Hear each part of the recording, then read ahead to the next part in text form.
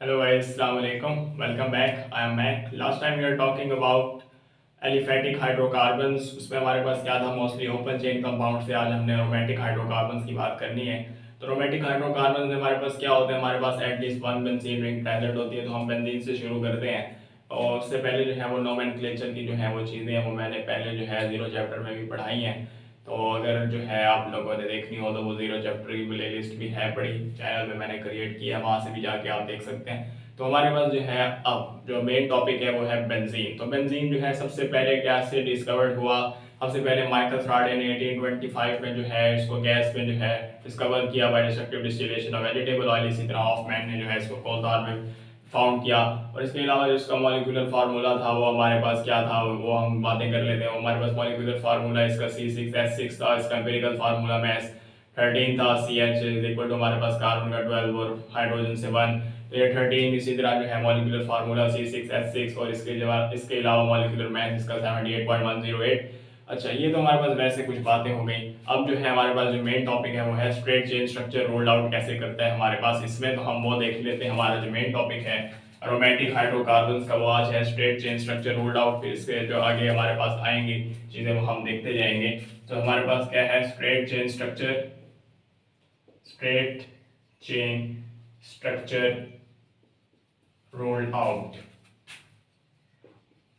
किस तरह। इसमें स्ट्रेट चेन स्ट्रक्चर ये क्यों नहीं है हमारे पास। इसमें हमारे पास जो दो पॉसिबल स्ट्रक्चर दिए गए बेंजीन के लिए वो थे हमारे पास, एक था 1,5 हेक्साडाइन और दूसरा था हमारे पास 1,5 हेक्साडाइन 3 वाइन। यानी हमारे पास क्या होगा, हमारे पास जैसे अब हमारे पास कितने कार्बन होते हैं बेंजीन में, हमारे पास 6 कार्बन होते हैं। तो इधर भी हम बना लेते हैं, ये हमारे पास 6 कार्बन हो गए बेंजीन के। ठीक है, अब यहाँ पे हमारे पास क्या है, 1,5 हेक्साडाइन है। मतलब यहाँ पे ट्रिपल बॉन्ड पहले कार्बन पे और इसी तरह 5th कार्बन पे अगर हम यहाँ से नंबरिंग दें तो हमारे पास क्या है, ये 1,5 हेक्साडाइन है। बाकी जो है इसकी वैलेंसी को अगर हम पूरा कर दें CH2 इधर आ जाएगा, ये पूरी है हमारे पास। इधर हमारे पास Hc, तो हमारे पास कार्बन जो है वो 4 बॉन्ड बनाते हैं। यहाँ पे हमारे पास क्या है, 1,5 हेक्साडाइन 3 वाइन। यानी हमारे पास पहले और 5वें जो कार्बन है उस पर डबल बॉन्ड प्रेजेंट होगा, क्योंकि डाइन किसके लिए होता है, अल्कीन के लिए होता है। और वाइन जो है YNE हमारे पास जो है ये किससे आया है, अल्काइन से। यानी ये 3 वाइन ये हमारे पास अल्काइन से आया। तो यहाँ हमारे पास देखें, अगर हमारे पास फर्स्ट कार्बन पे डबल बॉन्ड और इसी तरह 5th कार्बन पे डबल बॉन्ड और 3 पे 3rd कार्बन पे क्या हो गया, हमारे पास ट्रिपल बॉन्ड आ गया। और बाकी हम इसकी वैलेंसी सेटिस्फाई कर देते हैं जो कि हमारे पास क्या होती है, 4 होती है। तो यहाँ पे हमारे पास इधर आ जाएगा CH 1 2 3 और एक हाइड्रोजन के साथ। तो इधर हमारे पास CH2। ये हमारे पास दो पॉसिबल स्ट्रक्चर हैं किसके लिए, बेंजीन के लिए। तो हमारे पास ये पॉसिबल स्ट्रक्चर्स हो गए बेंजीन के लिए। लेकिन जो है इसमें क्या हुई, कॉन्ट्रोडिक्शन हुई। बेंजीन जो है हमारे पास जो है KMnO4 सॉल्यूशन के साथ जो है रिएक्शन नहीं देता हमारे पास, does not oxidize with KMnO4 solution.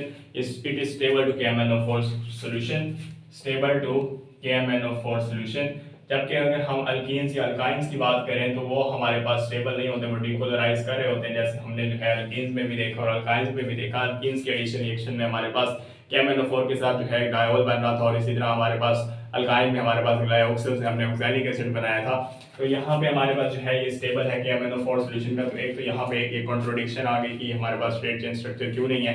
इसके अलावा हमारे पास जो है ये एडिशन रिएक्शन देता है विद हाइड्रोजन एंड क्लोरीन।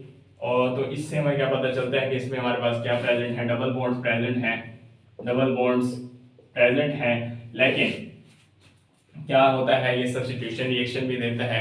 और जब ये सब्स्टिट्यूशन रिएक्शन देता है हमारे पास इसके साथ कॉन्सेंट्रेटेड सल्फ्यूरिक एसिड और कॉन्सेंट्रेटेड नाइट्रिक एसिड के साथ, तो हम पता है क्या पता लगाते हैं कि भाई इसमें हमारे पास concentrated sulphuric acid concentrated nitric acid के साथ जब ये सब्स्टिट्यूशन रिएक्शन दे रहा है तो इसमें सैचुरेटेड कैरेक्टर भी होगा। तो सैचुरेटेड कैरेक्टर होने की वजह से तो हमारे पास जो है एक तो ये कॉन्ट्रडिक्शन भी आ गई कि इसमें सैचुरेटेड कैरेक्टर है। लेकिन क्योंकि ये हमारे पास जो है क्या कर रहा है, हमारे पास हाइड्रोजनेशन कर रहा है क्लोरीन और हमारे पास हेलोजिनेशन कर रहा है हमारे पास।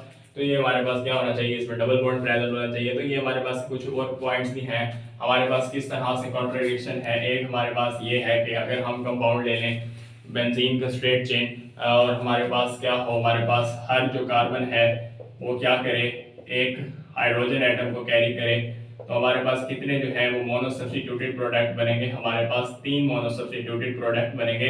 लेकिन हमारे पास जो बेंजीन है वो सिर्फ क्या करता है, एक ही मोनो सब्स्टिट्यूटेड प्रोडक्ट बनाता है। तो यहाँ पे भी हमारे पास क्या होता है, straight chain structure rule out कर जाता है। और इसके अलावा जो है हमारे पास बेंजीन वो does not correspond to any one of the open chain compounds में जो जनरल फार्मूला है हमारे पास, जैसे अल्केन्स है या अल्काइंस है, उसके किसी भी फार्मूले में करस्पॉन्ड नहीं करेगा। जैसे अगर हम अल्केन की बात करें उसमें CnH2n+2 होता है हमारे पास, अल्कीन की बात करें तो उसमें CnH2n होता है, और अल्काइन की बात करें तो हमारे पास CnH2n-2 होता है। तो हमारे पास जो है बेंजीन का जो हमारे पास मॉलिक्यूलर फार्मूला है वो क्या है, हमारे पास C6H6 है। तो अगर हम इसको जो है इस फॉर्मूले में पुट करें, तो अगर हम देखें यहाँ पे carbon number of carbon atoms कितने हैं हमारे पास, इस पे हम पुट कर लेते हैं। हमारे पास नंबर ऑफ कार्बन एटम 6 हैं, और हमारे पास ये नंबर ऑफ कार्बन एटम 6, तो हमारे पास क्या आ जाएगा C6H12। तो ये हमारे पास बेंजीन का नहीं, ये साइक्लोहेक्सेन का जो है वो मॉलिक्यूलर फार्मूला आ जाएगा। तो ये हमारे पास किसी भी स्ट्रेट चेन स्ट्रक्चर का जो मॉलिक्यूलर वो है हमारे पास जनरल फार्मूला, उस पर करस्पॉन्ड नहीं करता, तो इस तरह भी जो है स्ट्रेट चेन स्ट्रक्चर को रूल आउट कर जाता है। तो अब हम कैक्यूल फार्मूला जो है, कैक्यूल स्ट्रक्चर ऑफ बेंजीन जो है उधर चलते हैं। हमारे पास जो है ये काफ़ी प्रॉब्लम रही, तकरीबन 40 साल तक जो है इसका स्ट्रक्चर नहीं आया। उसके बाद कैक्यूल जो है उसने जो हमें स्ट्रक्चर दिया बेंजीन का, रेगुलर हेक्सागोनल स्ट्रक्चर, और वो जो है हमारे पास किस तरह से है वो हम देख लेते हैं।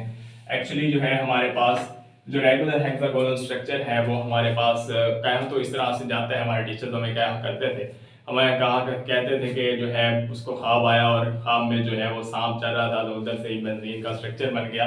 बहरहाल जो बात सच है या नहीं है ये बात तो नहीं पता, बहरहाल हमने देखना है उसको कैसे हमारे पास रेगुलर हेक्सागोनल स्ट्रक्चर दिया उसने, Kekulé structure, Kekulé structure of benzene, structure of benzene.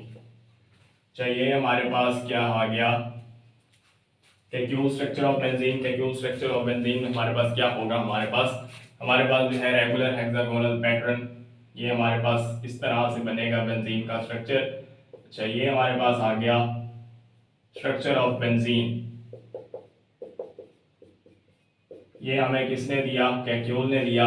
अच्छा, ये हमारे पास स्ट्रक्चर ऑफ उसने बेंजीन दिया, इसमें हमारे पास उसने जो है आर्गुमेंट्स जो दिए किस तरह से इसके रेगुलर हेक्सागोनल स्ट्रक्चर है। उसने कहा कि बेंजीन जो है वो 1 मोनो सब्स्टिट्यूटेड प्रोडक्ट देता है, 1 मोनो सब्स्टिट्यूटेड प्रोडक्ट, और इसके अलावा बेंजीन जो है हमें 3 डाई सब्स्टिट्यूटेड प्रोडक्ट देता है, 3 डाई सब्स्टिट्यूटेड प्रोडक्ट देता है।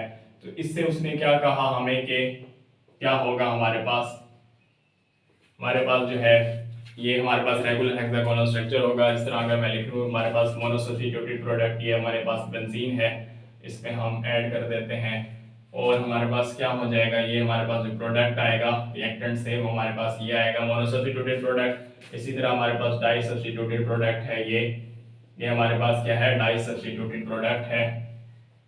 एक हमारे पास इधर आ गया ऑर्थो पे, एक आ जाएगा पैरा पे, और एक हमारे पास आ जाएगा इधर हमारे पास मेटा पे आ गया, और इधर हमारे पास किस पे आ जाएगा, पैरा पे। तो ये हमारे पास कुछ उसने क्या दिए, स्ट्रक्चर्स दिए बेंजीन के लिए, और हमारे पास उसने क्या कहा, इससे उसने रेगुलर हेक्सागोनल स्ट्रक्चर के जो है आर्गुमेंट्स दिए कि ये कैसे हो सकती है हमारे पास रेगुलर हेक्सागोनल स्ट्रक्चर। उसने कहा कि बेंजीन जो है वो एक मोनो सब्स्टिट्यूटेड प्रोडक्ट बनाता है और 3 डाई सब्स्टिट्यूटेड प्रोडक्ट बनाता है। अच्छा, इसके अलावा जो है हमारे पास क्या बात की उसने, एडिशन रिएक्शंस की। एडिशन रिएक्शन भी हम देख लेते हैं हमारे पास किस तरह से है। उसने कहा कि एडिशन रिएक्शन देता है हमारे पास बेंजीन जो है हाइड्रोजनेशन करता है in the presence of suitable catalyst, और इसके अलावा जो है इसमें हैलोजनेशन भी होती है in the presence of sunlight. तो वो अगर हम देखें ये हमारे पास बेंजीन का स्ट्रक्चर, ये हमारे पास बेंजीन का स्ट्रक्चर, और यहाँ पे हम दोबारा लिख लेते हैं, ये आ गया बेंजीन। ये हमारे पास बेंजीन का स्ट्रक्चर आ गया। क्या कहा उसने, इधर हमारे पास हाइड्रोजनेशन हुई और ये कन्वर्ट हो जाएगा किसमें, साइक्लोहेक्सेन में। ये हमारे पास साइक्लोहेक्सेन में कन्वर्ट हो जाएगा। हर जगह पे क्या है, अब CH2 है, कार्बन हर जगह पे 4 बॉन्ड ही बना रहा है, 2 कार्बन के साथ और 2 हाइड्रोजन के साथ। यानी ये हमारे पास इधर क्या हो जाएंगे, हमारे पास हर कार्बन के साथ एक एक हाइड्रोजन ऐड हुआ है, यहाँ पे हमारे पास 6 हाइड्रोजन है। अच्छा, अब यहाँ पे हमारे पास और क्या बात हो गई है, हमारे पास बेंजीन का ही स्ट्रक्चर है किस तरह से, जैसे ये हमारे पास, इसको हम यूं ही लिखते हैं, ये हमारे पास जो साइक्लोहेक्सेन बनता है ये वही है हमारे पास। अच्छा, अब हमारे पास बात करें अगर हम क्लोरीनेशन यानी हमारे पास हेलोजिनेशन की, हेलोजिनेशन में हमारे पास क्या होता है, हमारे पास हम बात करते हैं हेलोजिनेशन में हमारे पास हेलोजन जो है ऐड हो रहे होंगे एडिशन रिएक्शन में। हेलोजन किस तरह से ऐड होते हैं वो भी हम देख लेते हैं। अब हम ले लेते हैं हेलोजन, हमारे पास क्लोरीन है हमारे पास, यहाँ पे हमारे पास ये दोबारा से बेंजीन लिख लेते हैं हम यहाँ पे, ये हमारे पास आ गया बेंजीन का स्ट्रक्चर। और ये यहाँ पे क्या होगी, हेलोजिनेशन होगी, हमारे पास क्लोरीन ऐड होगा और जैसे लिख लें Cl2, हमारे पास क्या आ जाएगा, यहाँ पे भी हर कार्बन के साथ क्या आएगा, क्लोरीन आएगा। इधर भी हमारे पास छः क्लोरीन होंगे, 3 × 2 6 क्लोरीन है हमारे पास। यहाँ पे जो है इधर भी एक हाइड्रोजन एक क्लोरीन के साथ, एक हाइड्रोजन एक क्लोरीन के साथ, एक हाइड्रोजन एक क्लोरीन के साथ, एक हाइड्रोजन एक क्लोरीन के साथ, एक हाइड्रोजन और एक क्लोरीन के साथ, इधर भी एक हाइड्रोजन और एक क्लोरीन के साथ बॉन्ड आएगा। तो ये हमारे पास जो है कार्बन इधर कितने बॉन्ड बना रहा है, पूरे 4 बॉन्ड ही बना रहा है। और ये इन द प्रेजेंस ऑफ क्या हो रही होगी, in the presence of sunlight. तो इस तरह से एडिशन रिएक्शन से हमें क्या पता चलता है कि इसमें 3 अल्टरनेट डबल बॉन्ड्स होते हैं विद सिंगल बॉन्ड्स, यानी ये हमारे पास 3 अल्टरनेट डबल बॉन्ड्स हैं, ठीक है, विद सिंगल बॉन्ड्स। अच्छा, ये हमारे पास बात हो गई केक्यूल फार्मूला यानी केक्यूल स्ट्रक्चर फॉर बेंजीन। अब हम आगे चलते हैं एक्स-रे स्टडीज ऑफ बेंजीन की तरफ।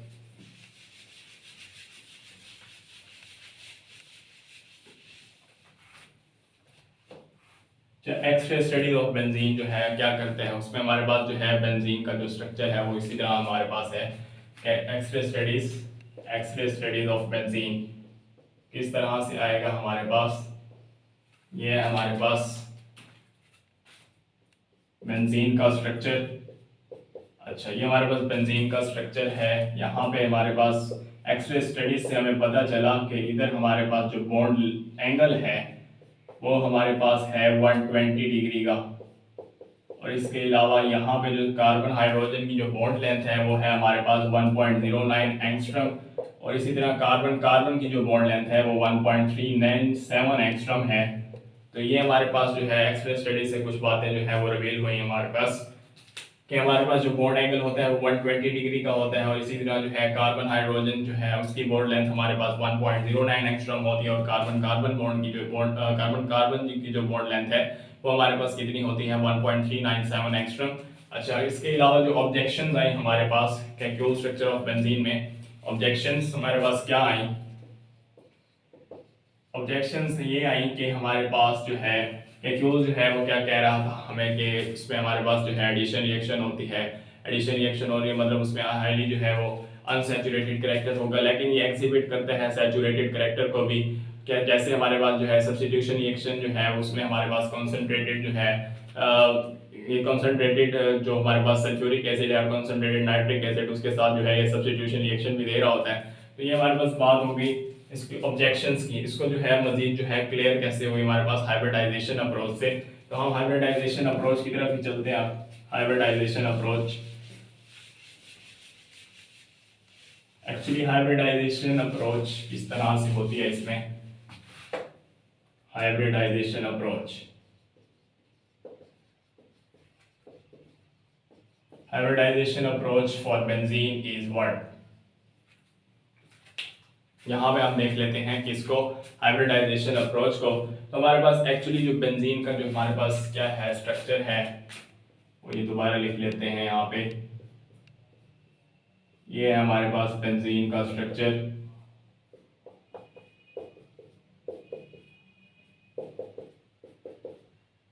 यहाँ पे जो है हमारे पास क्या होती है, कार्बन जो है हमारे पास क्या होता है sp2 हाइब्रिडाइज होता है हमारे पास। और अगर हम इसकी हाइब्रिडाइजेशन शो करवाएं, carbon carbon carbon carbon carbon, इधर 6 कार्बन, यहाँ पे हमारे पास जो है ऑर्बिटल्स ओवरलैप कर रहे होते हैं।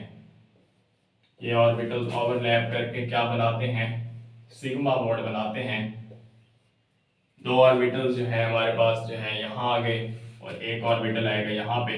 sp2 हाइब्रिड ऑर्बिटल्स होते हैं, sp2 हाइब्रिडाइज्ड है यहाँ पे। कार्बन इज sp2 हाइब्रिडाइज्ड, तो इसमें एक s ऑर्बिटल होगा, दो p ऑर्बिटल्स होंगे। ये हमारे पास तीन ऑर्बिटल्स आ गए। इसी तरह ये ऑर्बिटल ओवरलैप होगा हाइड्रोजन के ऑर्बिटल के साथ और क्या बना देगा, सिग्मा बॉन्ड बना देगा। तो ये हमारे पास कुछ बातें हो गई इसकी। यहाँ पे क्या है, ये कार्बन कार्बन के दरमियान भी सिग्मा बॉन्ड है, कार्बन हाइड्रोजन के दरमियान भी सिग्मा बॉन्ड है। तो ये हमारे पास हाइब्रिडाइजेशन की बात हो गई। इसके अलावा हाइब्रिडाइजेशन में हमारे पास क्या होता है, अनहाइब्रिडाइज्ड p ऑर्बिटल होता है, जो कि हमारे पास परपेंडिकुलर होता है टू sp2 हाइब्रिड ऑर्बिटल्स के। वो अगर हम शो करवाना चाहें यहाँ पे किस तरह से होगा, हमारे पास ये है, हमारे पास अनहाइब्रिडाइज्ड p ऑर्बिटल्स की मैं बात कर रहा हूँ। ठीक है, ये हमारे पास अनहाइब्रिडाइज्ड p ऑर्बिटल्स हैं। ये क्या करेंगे, ओवरलैप करेंगे बाय एडजेसेंट कार्बन एटम्स के और 2p ऑर्बिटल से, और हमारे पास जो है इलेक्ट्रॉनिक क्लाउड यानी जो है हमारे पास शेप ऑफ इलेक्ट्रॉनिक क्लाउड बन जाएगी। किस तरह से, डीलोकलाइज्ड इलेक्ट्रॉन क्लाउड कह दें। अच्छा, यहाँ पे हमारे पास इस तरह से जो है इलेक्ट्रॉनिक क्लाउड बन जाता है, ये इलेक्ट्रॉनिक क्लाउड है। डिलोकलाइज डिफ्यूज और डिलोकलाइज इलेक्ट्रॉन क्लाउड बन जाते हैं हमारे पास। किसमें, बेंजीन में। यानी यहाँ पे हमारे पास क्या हुई, ओवरलैपिंग हुई है। अगर मैं शो करवा दूँ इस तरह से, ये हो गया हमारे पास ओवरलैप। ठीक है, डिलोकलाइज इलेक्ट्रॉन क्लाउड बन गया, डिलोकलाइज डिफ्यूज और डिलोकलाइज इलेक्ट्रॉन क्लाउड बन गया। और हमारे पास जो है क्या हो गया, यहाँ पे डिलोकलाइजेशन भी होती है हमारे पास। अच्छा, यहाँ पे क्या है, ये इसको अगर मैं शो करवाऊँ तो अब यहाँ पे क्या आ जाएगा, बेंजीन में ये हमारे पास क्या बना लेंगे, ओवरलैप होके पाई बॉन्ड बना लेंगे, यानी यहाँ पे क्या आ जाएगा, डबल बॉन्ड आ जाएगा। अच्छा, ये हमारे पास बेंजीन के इसकी बात हो गई हाइब्रिडाइजेशन अप्रोच की। अब हम चलते हैं इसकी स्टेबिलिटी ऑफ बेंजीन की तरफ। तो स्टेबिलिटी ऑफ बेंजीन को हम किस तरह से जो है करते हैं वो भी हम देख लेते हैं। एक्चुअली जो है हमें पता है कि डिलोकलाइजेशन होती है और ये बहुत ज़्यादा स्टेबल हो जाता है हमारे पास। तो हम जो है एक्सटेंट ऑफ स्टेबिलिटी को जो है वो मेजर करते हैं by comparing with hypothetical compound that is 135 साइक्लोहेक्साट्राइन उसके साथ। और हमारे पास किस तरह से जो है उसकी हीट ऑफ हाइड्रोजिनेशन उसको कंपेयर करके हम जो है पता लगाते हैं कि बेंजीन कितना स्टेबल है। तो हम चलते हैं अपने टॉपिक की तरफ, स्टेबिलिटी ऑफ बेंजीन।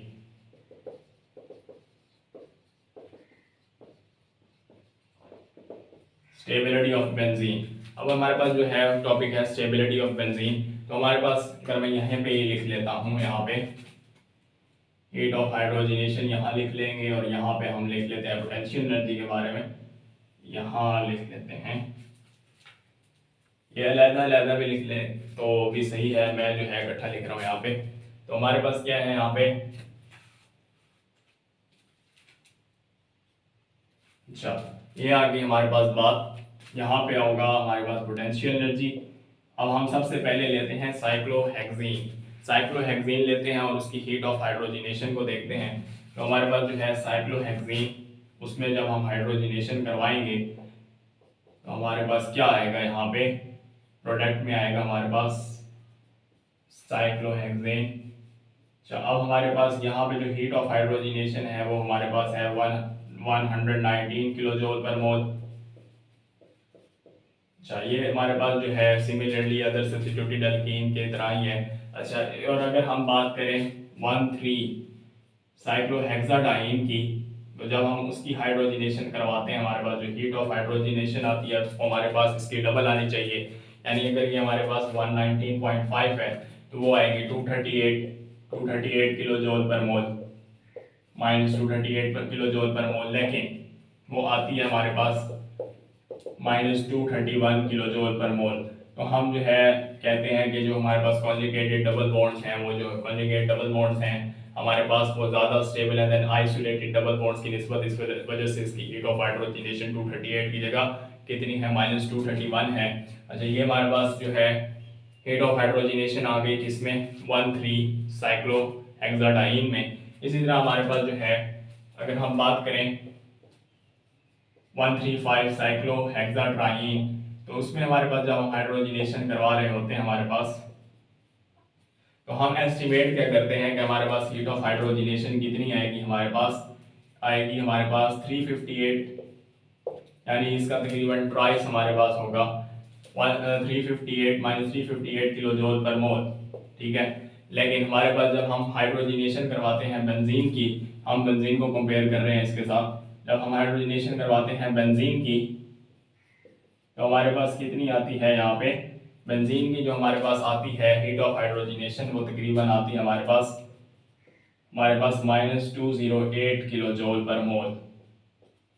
मतलब इसके और इसके दरमियान जो है वो डिफरेंस ऑलमोस्ट होता है हमारे पास 150, ऑलमोस्ट 150.5 का होता है, 150.5 किलो जूल पर मोल का जो है इसमें डिफरेंस होता है हमारे पास। तो हम ये जो डिफरेंस है उसको क्या कह रहे होते हैं, रेजोनेंस एनर्जी कह रहे होते हैं। ये हमारे पास क्या है, रेजोनेंस एनर्जी है, difference of heat of hydrogenation between 135 cyclohexatriene and benzene and the heat of hydrogenation of benzene, the difference is called क्या, हमारे पास रेजोनेंस एनर्जी। और हमारे पास जो है बेंजीन जो है इसमें रेजोनेंस हो रही होती है, इस वजह से जो है बेंजीन वो बाकी जो है कंपाउंड उसकी वजह उनकी निस्बत ज़्यादा जो है हमारे पास स्टेबल होता है। आगे हम बात करते हैं रेजोनेंस की। इस तरह से हमारे पास रेजोनेंस स्ट्रक्चर होते हैं इसमें।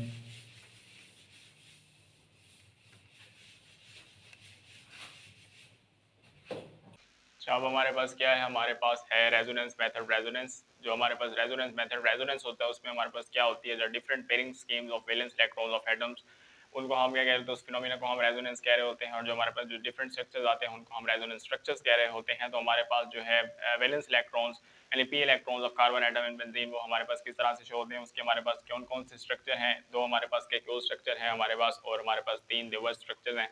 कैसे हैं हमारे पास वो हम देख लेते हैं। ये हमारे पास है एक, तो 5 स्ट्रक्चर्स होंगे हमारे पास।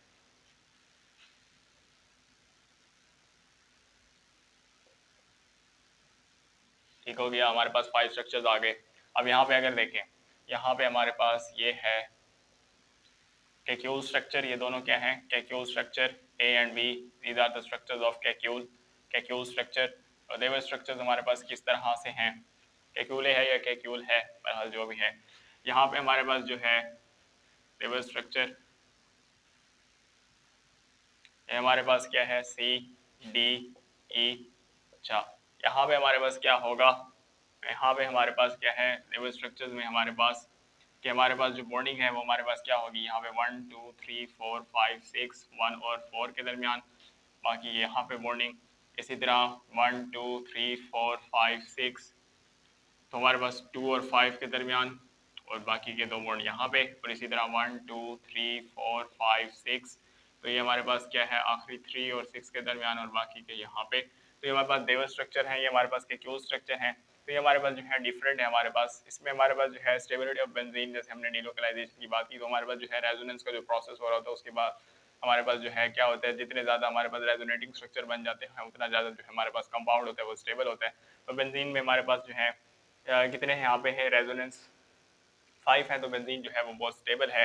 इसके अलावा अगर हम बात करें, हमारे पास जो ये बॉन्डिंग है ये एनर्जेटिकली फेवरेबल नहीं है, क्योंकि हमारे पास जो है यहाँ पे डिस्टेंस जो है वो ज़्यादा है, 1 और 4 और 2 और 5 और 3 और 6, ये एनर्जेटिकली ये जो बॉन्डिंग है फेवरेबल नहीं है ड्यू टू लार्जर डिस्टेंस। अगर हम उसकी निस्बत बात करें यहाँ पे 1 2 1 2, यानी यहाँ पे अगर हम बात करें 1 2 के दरमियान बॉन्डिंग की, 2 3 के दरमियान बॉन्डिंग की, 3 4 के दरमियान बॉन्डिंग की, 4 5 के दरमियान बॉन्डिंग की, और 5 to 6 के दरमियान बॉन्डिंग की, तो वहाँ पे क्या है हमारे पास एनर्जेटिकली जो है ये फेवरेबल है। हमारे पास जो है एडजेसेंट पोजीशंस पे जो हमारे पास बॉन्डिंग हो रही है वो हमारे पास एनर्जेटिकली फेवरेबल है, हमारे पास डिस्टेंस भी कम है। अच्छा, तो इसलिए जो है हमारे पास जो देवर स्ट्रक्चर है उसका जो है वो माइनर कंट्रीब्यूशन है towards the actual structure of benzene, जबकि हमारे पास जो कैक्यूल का स्ट्रक्चर है उसकी जो है हमारे पास मेजर कंट्रीब्यूशन है toward the actual structure of benzene. तो हमारे पास बातें हो गई किस चीज़ की, यहाँ पे रेजोनेंस की। अच्छा, इसके अलावा हमारे पास क्या होता है कि हमारे पास जो है बेंजीन जो है resonance hybrid of all these 5 structures, और इसके अलावा जो बॉन्ड लेंथ होती है वो सेम होती है कार्बन कार्बन के दरमियान। जो बॉन्ड लेंथ होती है बेंजीन में, इन बेंजीन वो कितनी होती है हमारे पास, वो हमारे पास होती है 1.397 एंगस्ट्रम, ये हमने अभी बात की एक्सरे स्टडी में भी। और इसके अलावा हमारे पास जो है कार्बन कार्बन डबल बॉन्ड, यानी हमारे पास क्या है इन अल्कीन, यानी कार्बन कार्बन बॉन्ड लेंथ इन अल्कीन। या शुरू करते हैं हम अल्केन से। अल्केन में हमारे पास कितनी होती है बॉन्ड लेंथ 1.54 एंगस्ट्रम। और इसी तरह हमारे पास अल्कीन में होती है बॉन्ड लेंथ, कितनी होती है हमारे पास बॉन्ड लेंथ, वो होती है हमारे पास ऑलमोस्ट 1.34 एंगस्ट्रम। और इसके अलावा हमारे पास अल्काइन में जो होती है हमारे पास बॉन्ड लेंथ, वो हमारे पास होती है 1.20 एंगस्ट्रम। तो हमारे पास जो है ये वाली जो है हमारे पास बॉन्ड लेंथ वो इंटरमीडिएट है बिटवीन अल्केन्स एंड अल्कीन्स के। तो इसके अलावा जो है एक तो ये बात हो गई हमारे पास किसकी बॉन्ड लेंथ की, और जो हमारे पास जो है अल्टरनेटिव थ्री हमारे पास जो अल्टरनेट थ्री हमारे पास बॉन्ड्स हैं, triple bonds with three single bonds, alternate double bond with three single bonds, उनको हम जो है इस तरह से भी रिप्रेजेंट करवा सकते हैं। इस तरह से हम जो है इनको रिप्रेजेंट करवा सकते हैं with a circle inside the ring. तो ये भी हमारे पास किसका है स्ट्रक्चर, बेंजीन रिंग का है। ये बेंजीन रिंग है, बेंजीन है, ये भी बेंजीन है। तो ये हमारे पास बात हो गई resonance hybrid resonance method resonance की। तो आगे हम चलते हैं किस पे, आगे हम चलते हैं प्रिपरेशन पे। बेंजीन की प्रिपरेशन देखते हैं हम।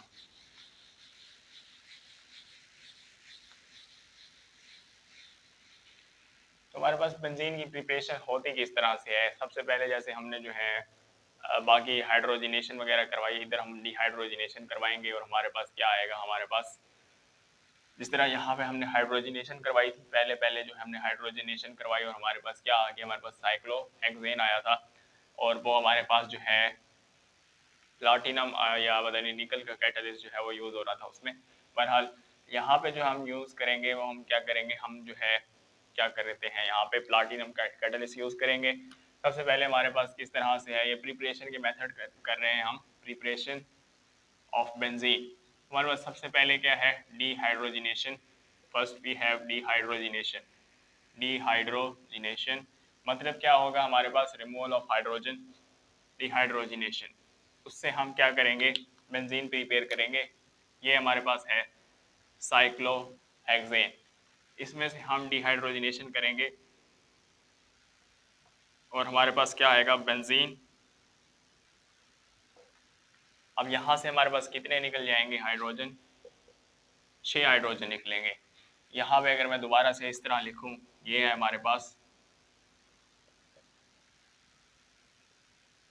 ठीक है, ये हमारे पास क्या है कि ये यहाँ पे सिंगल बॉन्ड है हमारे पास, ये हमारे पास CH2 है यहाँ पे, जैसे हमने पहले भी बनाया है साइक्लोहेक्सेन का स्ट्रक्चर, ये वही है हमारे पास साइक्लोहेक्सेन है।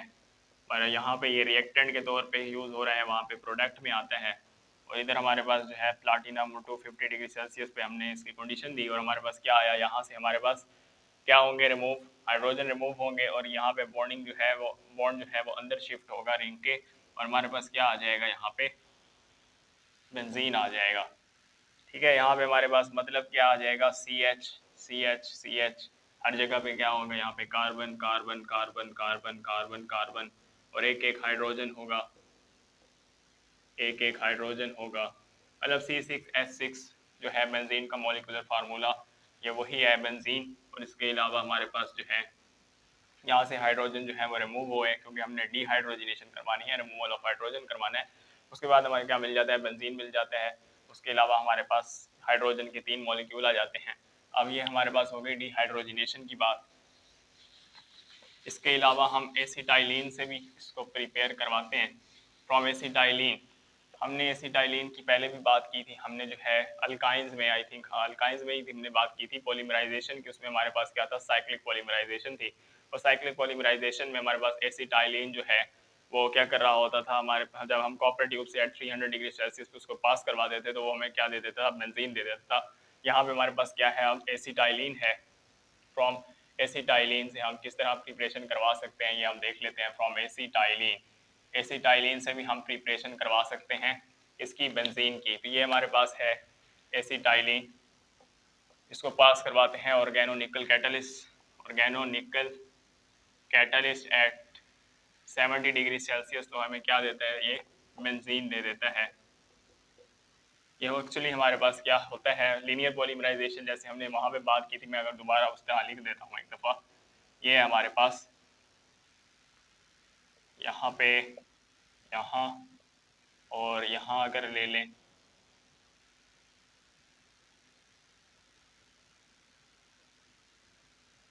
यहाँ पे, और एक ले लेते हैं यहाँ पे, तो ये हमारे पास क्या है, हमारे पास किसका स्ट्रक्चर आ गया, एसिटाइलिन का। अब ये बॉन्ड जो है इस पे अटैक करे, ये बॉन्ड इधर शिफ्ट होगा और ये बॉन्ड इधर शिफ्ट होगा, तो हमारे पास बाकी जो स्ट्रक्चर बचेगा वो बचेगा बेंजीन का। यानी अब ये जो ट्रिपल बॉन्ड है ये डबल बॉन्ड बन जाएंगे और बाकी जो इनके दरमियान जो बॉन्डिंग हुई वो सिंगल बॉन्ड से शो हो गई। और यहाँ पे अब हमारे पास ये क्या आ गया, बेंजीन आ गया। द प्रेजेंस ऑफ ऑर्गेनो निकल कैटलिस्ट, ऑर्गेनो निकल कैटलिस्ट एट 70 डिग्री सेल्सियस। तो ये हमारे पास बात हो गई किसकी, फ्रॉम एसिटाइलिन से किस तरह जो है हम प्रिपेयर करवाते हैं। अब हम चलते हैं अल्केन्स की तरफ। फ्रॉम अल्केन्स हम किस तरह से प्रिपेयर करते हैं बेंजीन को। अल्केन्स देख लेते हैं हमारे पास किस तरह से होगा। अल्केन्स में हमारे पास फ्रॉम अल्केन्स हमारे पास जो है थर्ड मेथड है इसका प्रिपरेशन का, फ्रॉम अल्केन्स। अल्केन्स में हम ले लेते हैं, सबसे पहले हम ले लेते हैं एन हेक्सेन, नॉर्मल हेक्सेन को, और उसके अलावा जो है हम ले लेंगे नॉर्मल हेप्टेन को, और उससे हम बना लेंगे किसको, बेंजीन को। तो हमारे पास क्या है यहाँ पे अगर हम लिखना चाहें हम लिखें किस तरह से हमारे पास ये है, हमारे पास 1 2 3 4 5 और यहाँ पे हम ले लेते हैं 6। अब यहाँ पे हमारे पास CH3 ओके, हमारे पास इसके दरमियान में बॉन्डिंग नहीं है, यहाँ पे हमारे पास CH2 आएगा, यहाँ पे CH2 और इधर हमारे पास इधर भी CH2। और ये हमारे पास जो है through mixture of catalyst that is chromium oxide Cr2O3 alumina plus silicon oxide, silicon dioxide, sand. और ये हमारे पास 500 डिग्री सेल्सियस पे जब रिएक्शन होगा तो हमें क्या मिल जाएगा, हमें मिल जाएगा बेंजीन। और इधर हमारे पास बाकी क्या आ जाएगा, बेंजीन में हमारे पास क्या होते हैं, 6 कार्बन होते हैं, 6 हाइड्रोजन होते हैं। हमारे पास ये क्या है, एन हेक्सेन है।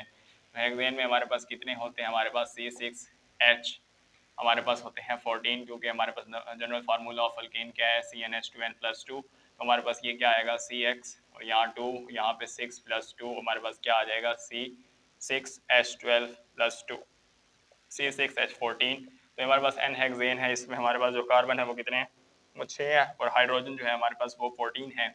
और ये हमारे पास क्या हुआ, यहाँ पे हमारे पास कितने हो गए, C6H6 हो गए। हमारे पास बाकी कितने हाइड्रोजन बच जाएंगे, हमारे पास 14 में से 6 जाएंगे तो हमारे पास हाइड्रोजन बचेंगे 8 और हमारे पास क्या आ जाएगा 4H2 आ जाएगा। अच्छा, ये हमारे पास बात हो गई एन हेक्सेन से। इसी तरह एन हेप्टेन की अगर हम बात करें तो वो भी हमारे पास इसी तरह से ही होगा। ये हमारे पास एन हेप्टेन में क्या हो जाएगा, यहाँ पे हमारे पास जनरल फार्मूला में इधर हमारे पास क्या आ जाएगा 7, इधर भी 7, तो ये 14 हो जाएगा और यहाँ पे 16 हो जाएगा। तो यहाँ पे अगर मैं लिखूँ, यहाँ पे इसको लिख लेते हैं यहाँ से, एन हेप्टेन की बात कर रहा हूँ, ये एन हेक्सेन था हमारे पास। यहाँ 1, ये 2, ये 3, ये 4, ये 5, 6 और ये 7 कार्बन। और बाकी हमारे पास क्या हो, जो वैलेंसी को पूरा कर रहे होंगे वो हमारे पास हाइड्रोजन होंगे, CH3 CH2 CH2 CH2 CH2 और इधर हमारे पास क्या हुआ 1 2 3, यहाँ पे भी CH2। अब यहाँ पे हमारे पास देखें, अगर हमारे पास जो हाइड्रोजन है वो कितने होने चाहिए, 16 होने चाहिए। तो यहाँ से देख लेते हैं हम 3 3 3 6 और बाकी हमारे पास कितने हो गए 4 5 6 7 8।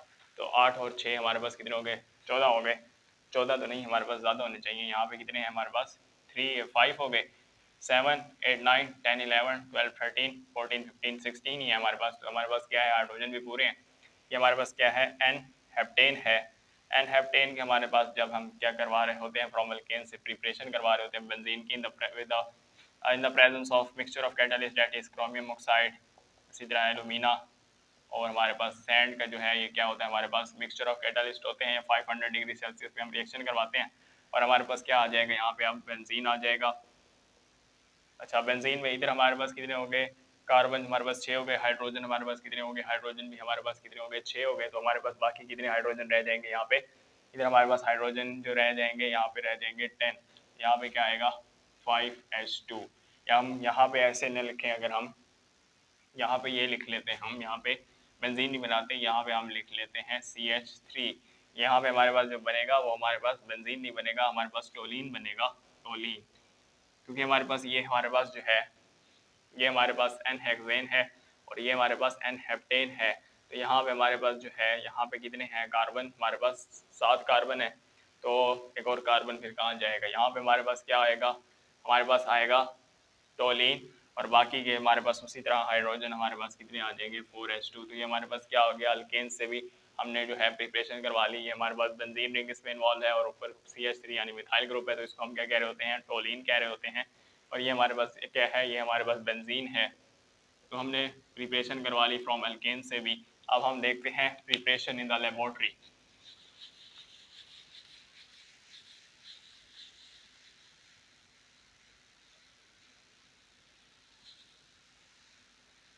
जब प्रिपरेशन इन लेबोरेटरी, जब प्रिपरेशन इन लेबोरेटरी में एक्चुअली होता क्या है, हमारे पास प्रिपरेशन इन लेबोरेटरी में सबसे पहले हमारे पास जो है 3 मेथड है हमारे पास। एक तो हमारे पास क्या है कि हम क्या करें, हम जो है किसको, बेंजीन सल्फोनिक एसिड को जो है रिएक्शन करवा दें, बेंजीन सल्फोनिक एसिड का रिएक्शन करवाएं, उससे भी हम निकाल सकते हैं बेंजीन को। और इसके अलावा हम जो है क्या कर सकते हैं, इसके अलावा हम सोडियम बेंजोएट को जो है हम क्या करते हैं, रिएक्शन करवा देते हैं सोडामाइड के साथ यानी सोडा लाइम के साथ। तो उससे भी हमारे पास जो है बेंजीन आ जाएगा। और इसके अलावा जो है by distillating phenol with zinc और हमारे पास उससे भी आ जाएगा। तो हम देख लेते हैं हमारे पास क्या क्या है। हमारे पास सबसे पहले हम देखें, अगर हम पहला मेथड अगर हम देखें तो हम क्या करें, ये है हमारे पास सोडियम बेंजोएट, सोडियम बेंजोएट। इसका जब हम क्या करवाते हैं, रिएक्शन करवाते हैं किसके साथ, सोडा लाइम के साथ, the presence of calcium oxide, तो हमें ये क्या दे देगा यहाँ पे, ये हमें दे देगा Na2CO3। यहाँ पे आ जाएगा सोडियम कार्बोनेट। बाकी हमारे पास क्या बचा, बेंजीन बच गया यहाँ पे। यानी हमारे पास जो है, अगर मैं इसको सिंपली समझा दूँ तो हमारे पास क्या होता है, यहाँ पे कार्बन जो है वो 4 बॉन्ड बनाता है, ठीक है, कार्बन 4 बॉन्ड बनाता है। यहाँ से हमारे पास जो है क्या है, यहाँ पे किस तरह से अगर मैं इसको शो करवाऊँ, अगर इसको मैं अच्छी तरह से बताऊँ आप लोगों को, ये हमारे पास ये है, इसका जो एक्चुअल स्ट्रक्चर है वो ये है हमारे पास, ये है हमारे पास इसका एक्चुअल स्ट्रक्चर। यहाँ पे कार्बन कितने बॉन्ड बना रहे हैं, यहाँ पे 3 बना रहे हैं, एक ये आ गया बॉन्ड, एक यहाँ और एक यहाँ। बाकी क्या है, हाइड्रोजन है हमारे पास, ठीक है। यहाँ पे हमारे पास ऊपर हाइड्रोजन नहीं है, यहाँ पे हमारे पास जो है ये कार्बोक्साइल ग्रुप है हमारे पास। उस पर फिर जो है हम H को जब रिप्लेस करते हैं सोडियम से, हमारे पास जो कार्बोक्सिलेट आयंस होते हैं, फिर उससे हमारे पास ये जो डेरिवेटिव हो जाते हैं, इसकी तरफ हम नहीं जाते। हमारे पास क्या है, NaOH के साथ रिएक्शन हुआ, ठीक है। अब ये हमारे पास क्या आ गया, ये Na2CO3 ये सारा आ गया, ठीक हो गया। अब ये हमारे पास जो है Na2CO3 आया, तो यहाँ से जो ये बॉन्ड था वो भी हमारे पास चला गया यहाँ पे सोडियम कार्बोनेट में। और हमारे पास क्या रह गया, यहाँ पे हमारे पास जो है इलेक्ट्रॉन की क्या हुई, डेफिशिएंसी हो जाएगी, वो हाइड्रोजन पूरी करेगा, हाइड्रोजन पूरी करेगा। वो जो एक बॉन्ड बच गया यहाँ पे, उसके साथ वो हमारे पास क्या हो जाएगा, हाइड्रोजन आगे पूरी कर देगा। और हमारे पास क्या बनेगा, CH CH CH CH CH CH, ठीक है। बाकी यहाँ पे आ जाएगा डबल बॉन्ड, डबल बॉन्ड, और इधर भी डबल बॉन्ड। बस हुआ क्या है, यहाँ पे हमारे पास ये हमारे पास जो है सोडियम कार्बोनेट ये निकल गया। बाकी हमारे पास जो हाइड्रोजन था वो यहाँ आके अटैच हो गया, ठीक है। अब उसको जो हमने शो इस तरह से करवा दिया, ये ऐसे, ठीक है। जब वो हमारे पास बेंजीन का जैसे हमने पहले स्ट्रक्चर लिखा है, उसको हम फिर शो नहीं करवाते, इस तरह ही लिख देते हैं बस, प्लस Na2CO3। अब यहाँ पे एक हाइड्रोजन ऐड हो चुका है, ठीक है। ये हमारे पास क्या है, preparation in the laboratory from sodium benzoate. ये हमारे पास क्या है, सोडियम बेंजोएट है। अब हम चलते हैं दूसरे मेथड में। हमारे इस तरह दूसरा किस तरह से होता है हमारे पास, by distillating phenol with zinc dust. तो किस तरह से जो है by distillating phenol with zinc हमारे पास क्या आता है, हमारे पास बेंजीन आता है। तो वो अगर हम देखें हमारे पास सेकंड पे है, हमारे पास by distillating phenol with zinc, ये हमारे पास फिनॉल है, इसको ऐसे ही लिख देते हैं हम, ये फिनॉल है। जब ये जिंक के साथ रिएक्शन करेगा तो हमारे पास क्या आएगा, अब ये जिंक ऑक्साइड इकट्ठा और बाकी हाइड्रोजन बचेगा, तो हमने बात कर ली जैसे, ये है हमारे पास बाकी हाइड्रोजन बचेगा यहाँ पे, और हमारे पास क्या आ जाएगा, जिंक ऑक्साइड। जिस तरह अभी उस तरह बात की जाए, हाइड्रोजन जो है वो आ जाता है, और लेदर से मैंने बनाया स्ट्रक्चर, तो इसमें भी उसी तरह ही होता है। ये हमारे पास जो है ये जिंक और ये ऑक्सीजन, ये जिंक ऑक्साइड बना लेते हैं, बाकी हाइड्रोजन बचता है, वो हाइड्रोजन जो है यहाँ पे आएगा। और बेंजीन में जो है हम शो नहीं करवा रहे होते हैं जब हम रिंग बनाते हैं, तो यहाँ पे भी मैं शो नहीं करवा रहा। ये हमारे पास क्या है, बेंजीन है। ठीक हो गई बात। ये दूसरा मेथड हो गया लेबोरेटरी में। और तीसरा है हमारे पास by reaction of benzene sulphonic acid, यानी हमारे पास ये है SO3H। इसका रिएक्शन करवा दें हम किसके साथ, हम इसका रिएक्शन करवा देते हैं H2SO4 के साथ। H2SO4 के साथ नहीं, जब इसका हम रिएक्शन करवाएंगे, इसके साथ रिएक्शन करवाएंगे, इसका हम बेंजीन सल्फोनिक एसिड का रिएक्शन हम करवाते हैं, इसके साथ करवाते हैं। तो यहाँ पे हमारे पास जो बेंजीन सल्फोनिक एसिड है, उसमें हमारे पास क्या आ जाना चाहिए, हमारे पास हाइड्रोलिसिस करवाते हैं इसमें। बेंजीन सल्फोनिक एसिड हम हाइड्रोलिसिस करवाते हैं, हाइड्रोलिसिस।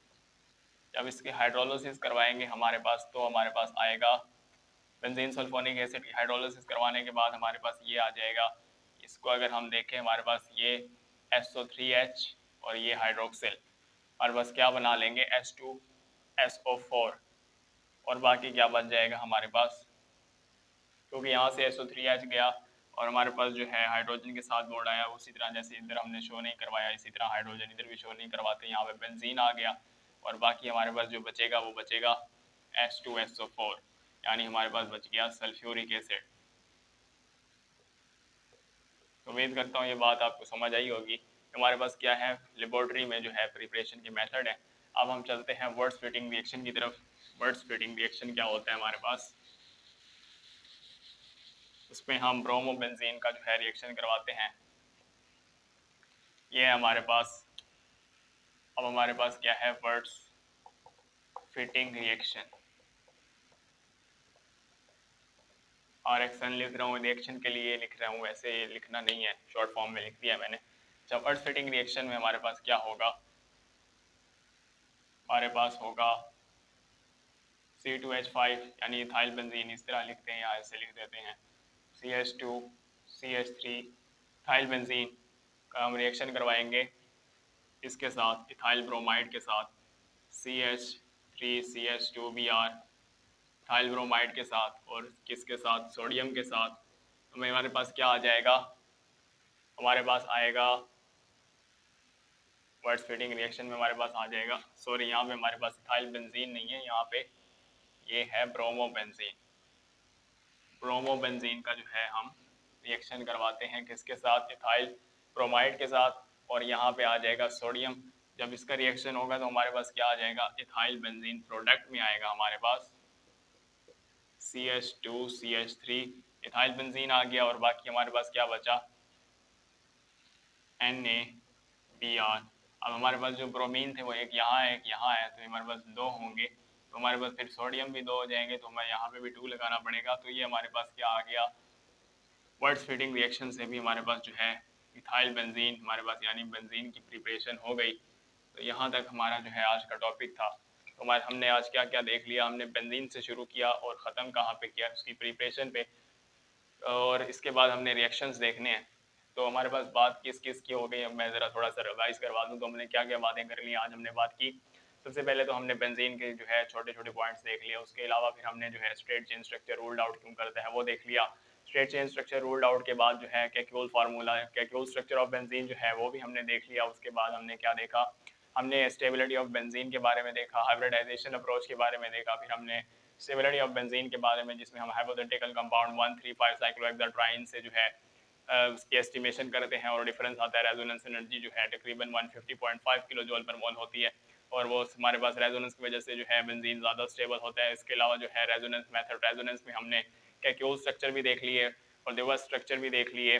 हमारे पास ये 5 जो है हमारे पास क्या है, रेजोनेंस हाइब्रिड, बेंजीन का जो रेजोनेंस हाइब्रिड है वो ऑल ऑफ दीज 5 स्ट्रक्चर है। और हमारे पास जो क्या है, हमारे पास मेजर जो कंट्रीब्यूशन है वो कैक्यूल की है हमारे पास। उसमें हमारे पास क्या होते हैं, जो बॉन्ड्स होते हैं हमारे पास alternating 3 double bond, single bonds उनको हम क्या कह रहे होते हैं, कॉन्जुगेट बॉन्ड्स या रेजोनेटिंग बॉन्ड्स भी कह रहे होते हैं। और इसके अलावा हमने जो है उसकी बॉन्ड लेंथ भी देख ली, और जो बॉन्ड लेंथ होती है हमारे पास, जो कार्बन कार्बन के दरमियान बेंजीन में बॉन्ड लेंथ होती है वो इंटरमीडिएट होती है between carbon carbon, bond length in alkenes and alkynes. और इसके अलावा हमारे अल्केन्स एंड अल्कीन्स, और इसके अलावा हमने बात कर ली किसकी, हमने बात कर ली प्रिपरेशन की।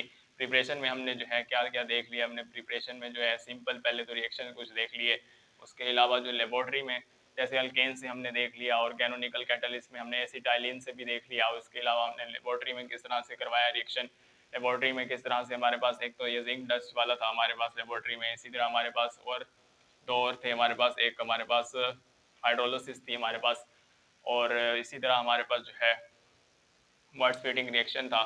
और वर्ड स्प्लिटिंग रिएक्शन में जो है हमने क्या किया, सिंपली जो है प्रिपरेशन करवाई, प्रोपोबेंजीन का रिएक्शन करवाया इथाइल ब्रोमाइड से और सोडियम के साथ, तो हमारे पास क्या आ गया, इथाइल बेंजीन आ गया, और हमारे पास क्या आ गया, सोडियम ब्रोमाइड आ गया। तो यहाँ तक हमारे आज का टॉपिक था। उम्मीद करता हूँ समझ आई होगी बात की, कोई इतनी ज़्यादा मुश्किल नहीं, इंपॉर्टेंट बातें हैं यहाँ पे, जो प्रिपरेशन है ये इंपॉर्टेंट है हमारे पास। इसके अलावा स्टेबिलिटी ऑफ बेंजीन भी इंपॉर्टेंट है, और हमारे पास हाइब्रिडाइजेशन अप्रोच भी इंपॉर्टेंट है। तो उम्मीद करता हूँ कि आपको समझ आई होगी, बातें कोई इतनी मुश्किल नहीं है, और जो है यहाँ पे जितनी प्रैक्टिस करेंगे आपको रिएक्शंस की उतनी ज़्यादा समझ में आएगी। और अगर इसको जो है बेंजीन रिंग को उस तरह से लिखेंगे हम CH2 करके, तो उस तरह जो है वो आपको रिएक्शंस की ज़्यादा अच्छे से समझ में आएगी, क्योंकि फिर इधर हमें पता नहीं चल रहा होता कि हाइड्रोजन कितने हैं, और हमारे पास कार्बन कार्बन तो हमारे पास 6 ही होंगे यहाँ पे भी, लेकिन हाइड्रोजन कितने हैं पता नहीं चलता, क्योंकि इस तरह से हम दूसरी तरह से हम स्ट्रक्चर जब बनाते हैं तो हमें पता चल जाता है हाइड्रोजन कितने आ रहे हैं।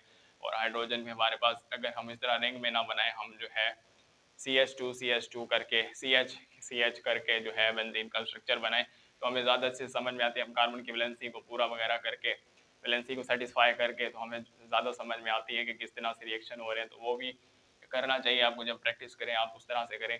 और इसके अलावा उम्मीद करता हूँ यहाँ तक आपको समझ आई होगी, हम आगे रिएक्शन पे जाएंगे।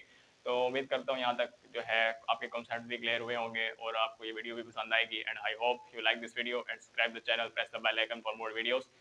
तो नेक्स्ट वीडियो तक के लिए अल्लाह हाफिज़, थैंक यू वेरी मच।